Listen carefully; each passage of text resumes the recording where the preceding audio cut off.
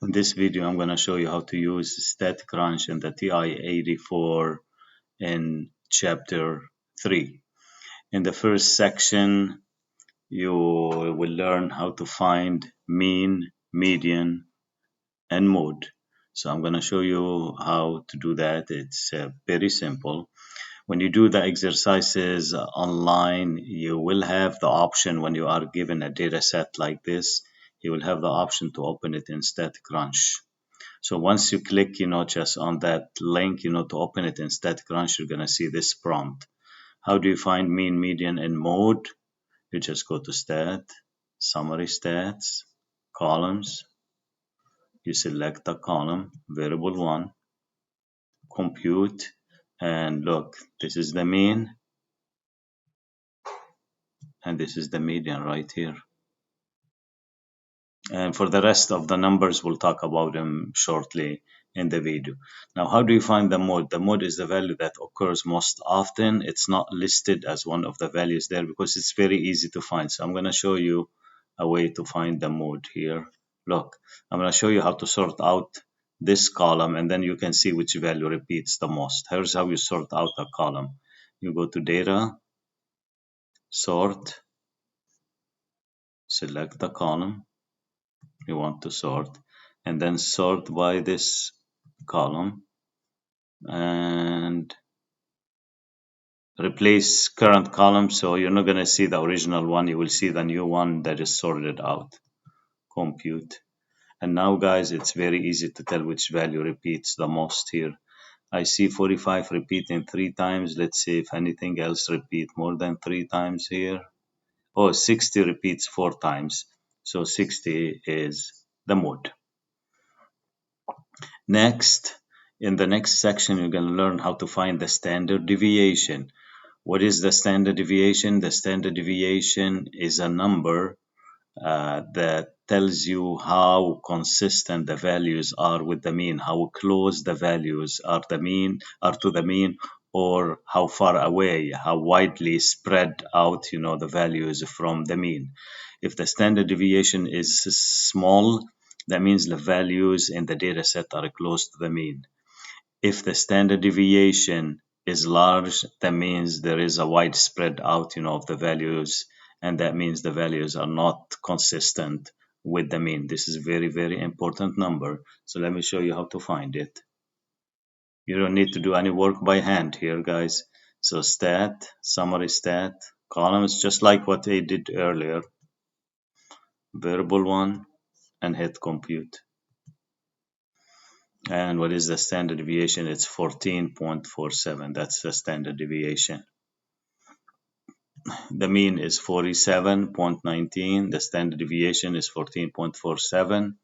The median is 46, and we found the mode to be 60. Now, the variance is the square of the standard deviation. So once you find the standard deviation, it's very easy to find the variance. You just square this number. But Statcrunch already found that for you. So this will take care of the next section where you learn how to find the standard deviation, the variance, and the range. What is the range? The range is the difference between the maximum and the minimum, which already done here. This is 58. The minimum value in this data set is 18. The maximum 76. If you subtract them, you get 58. Again, if the range is large, that means there's a wide spread out of values in the data set. When the range is small, that means the values are very close to the mean. It's very likely the standard deviation will be low. But look at the standard deviation here. It is quite a bit. It's a large values. That means the values are not very consistent with the mean. All right. In the next section, you're going to learn about percentiles and quartiles, measures of position. So I'm going to show you how to find those values. For example, if you score in the 90th percentile, what does 90th percentile mean? it means that you did better than 90% of the student in your class. It doesn't mean that you got 90%, but it means you did better than 90%. If you score in the 75th percentile, that means you did better than 75% of students, or 25% of the students did better than you. Now, there are percentiles and there are quartiles, and the quartiles that we are interested in are quartile 1, which is 25th percentile, quartile 2, which is 50th percentile, which is the median. The median is the value right in the center. And then 75th percentile, which is called the third quartile, Q1, Q2, Q3. Q1, Q2, Q3, along with the minimum and the maximum, are called the 5-number summary. So the minimum value in the data set, which is in our case here, is 40. Then the first quartile, then the median, which is a Q2, then the third quartile, which is a Q3, and the maximum will make what we call the 5-number summary. Let me show you how to find the 5-number summary. I'm going to do exactly again what I did earlier.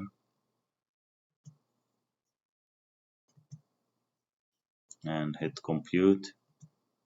And look, these are the 5-number summaries, guys. Minimum 18, Q1 is 34, Q2, which is the median, 46, Q3 is 59.5, and the maximum, which is what? 76. Now, those 5 values, we can use them to draw a graph, which is called the box and whisker plot. The box and whisker plot requires those 5 values in order to be able to draw this graph. So I'm going to show you how to do that. You go to graph. Where is the box plot? Right here. Okay, select the column. We usually do it horizontally, so I'm going to show you how to do that horizontally. Okay, and then hit compute. And this is the box and whisker plot. This value right here, guys, is the minimum value. And this value right here is Q1. And that value here is Q2. This value here is Q3. Q2 means the median. And the last one, guys, is the maximum value. Okay, now this is called the box and whisker plot. When this line here is right in the center of this box, and when those two whiskers are of the same length, they have very much the same length, then you can make a conclusion that the data set probably is symmetric. If you draw a histogram, it's going to look like, a bell-shaped histogram or a symmetric graph. Now I'm going to show you one thing here. I'm just going to do something in the data set. I'm going to add a value, and I'll show you what's going to happen when I try to draw.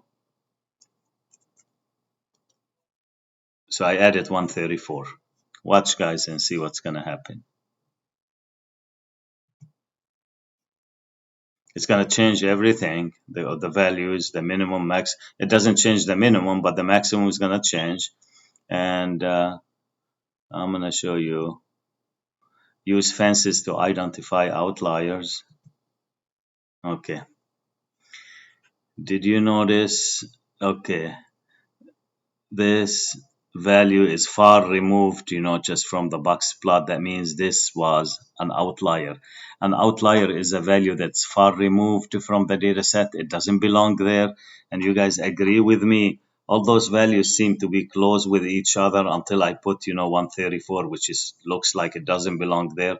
And look, the box plot identify that as an outlier. I'm just gonna remove it. And now I'm going to close this one. And now I'm going to show you guys, just like in chapter 2, how you can draw a histogram for this data set. You can go to applets, you can go to histogram with slider. I provided a video, but I like to touch, just on it again already. And look, guys, that looks like kind of bell-shaped, graph. It doesn't look perfectly symmetric, but probably somehow symmetric graph. And you see, this is how you do histograms. So this is the histogram. The last part here is how to find z-scores, a standardized z-score. What is a z-score? Let's say we know the mean of a data set. Let's say the mean is 50. And let's say we know the standard deviation of a data set. The standard deviation, let's say it's 4. And let's say I have this value here, 54. Okay. A z-score will tell us. So remember, 50 is the mean and 4 is the standard deviation. 54, the z-score tells us by how many standard deviation does this value deviate from the mean. How much does 54 deviate from the mean? It's deviate by 4. 54 minus 50 is 4. And 4 is how many standard deviation? It is only one standard deviation because each standard deviation is worth 4. So then we say the z-score is 1. The z-score of 54 is 1. Now let me take another value now, guys, 48.